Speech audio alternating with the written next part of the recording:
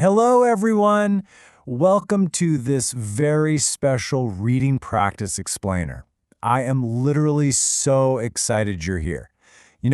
As a fellow English learner who absolutely loves breaking down great texts, I know firsthand how helpful it is to have clear, visual guides to really make new vocabulary stick. So today, we're diving into a classic Aesop fable, The Dog and Its Reflection. We're going to dissect the story, pull out some fantastic E3 level vocabulary, and really master this text together. Grab a notebook, get comfortable, and let's jump right in. Here is a roadmap for today. Number 1, a story for learners. Number 2, reading, the greedy dog.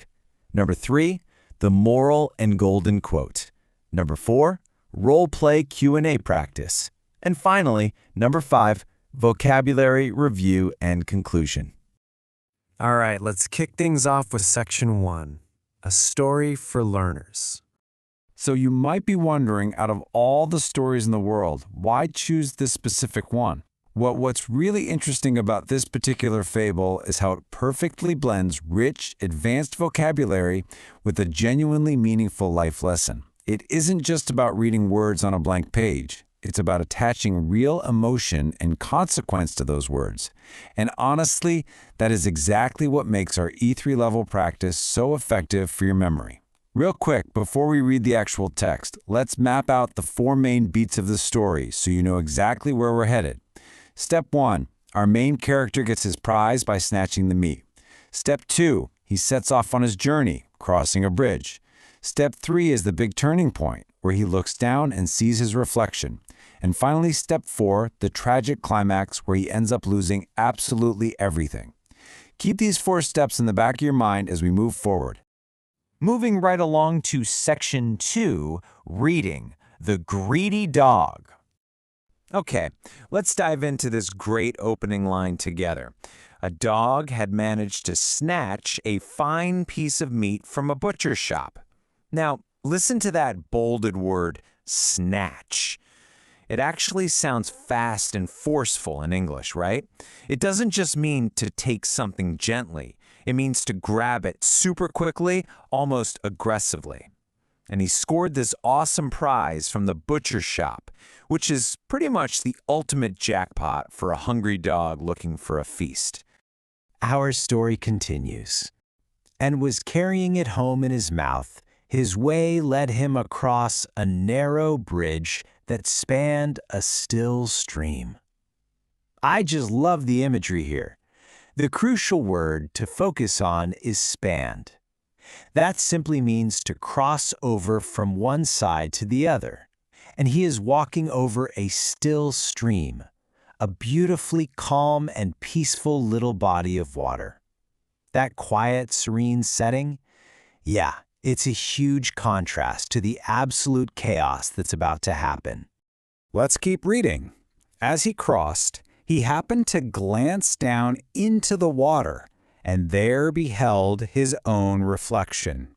We've got some seriously advanced vocabulary right here. Instead of just saying he saw himself, the text uses beheld. That's the past tense of behold, meaning to observe something really striking or impressive. And what exactly did he behold? His reflection, the exact mirror image staring right back up at him from the water. And here's where the real trouble begins, which he took to be another dog carrying an even larger piece of meat. Zero in on that phrase, took to be. It means he completely misread the situation. He mistakenly assumed that his own reflection was a totally different animal. It is the critical, fatal error of the whole story. Let's look at what happens next. Overcome by greed, he resolved to have that piece as well. Notice how the emotion shifts completely gears here. He is overcome by greed. That wild desire for more just takes total control over him. Because of this, he resolves, meaning he makes a firm, absolute decision to take that other dog's food. The tension is really ramping up now. He opened his jaws to snap at the imagined arrival.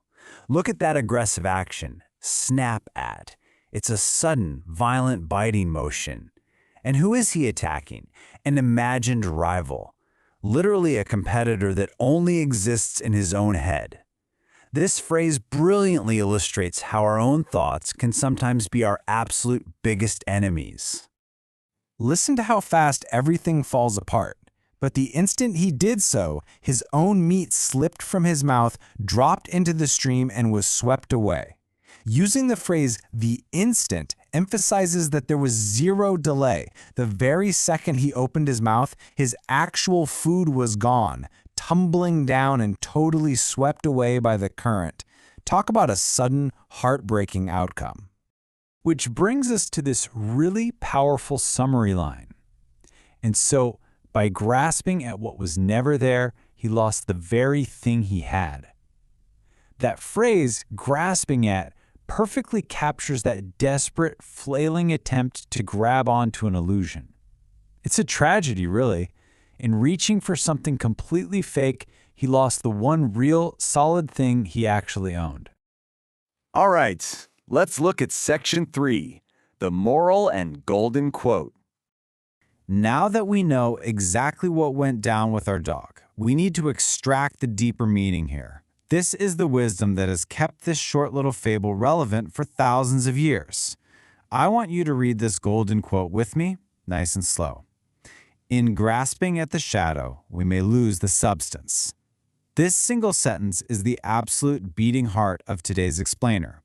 The shadow is the fake thing we greedily chase, and the substance is the real, tangible good we already have. Just let that profound meaning really sink in for a second. Next up, Section 4, Role Play Q&A Practice. Let's see what you remember. Okay, time to completely shift the energy. We're going to make this highly interactive. I will be the questioner, and I want you to act as the answerer. Try your absolute best to recall the specific English vocabulary we just went over as you think of your responses. Ready? First question.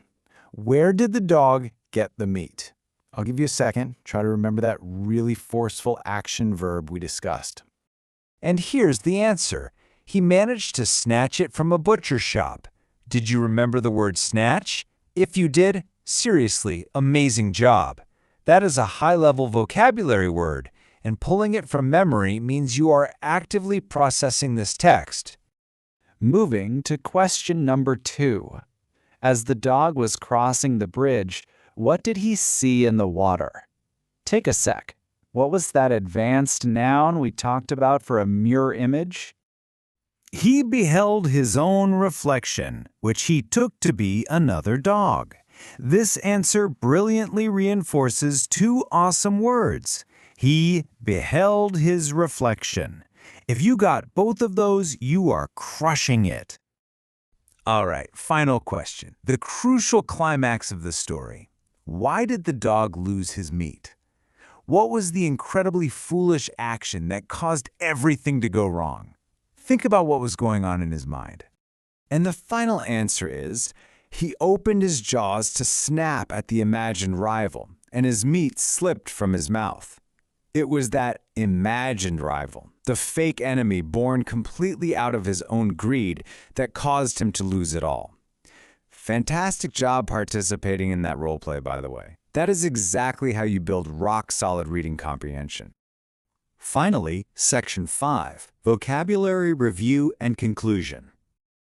You guys did fantastic today. We covered a ton of ground, and I want to make absolutely sure you walk away with these words locked in your brain.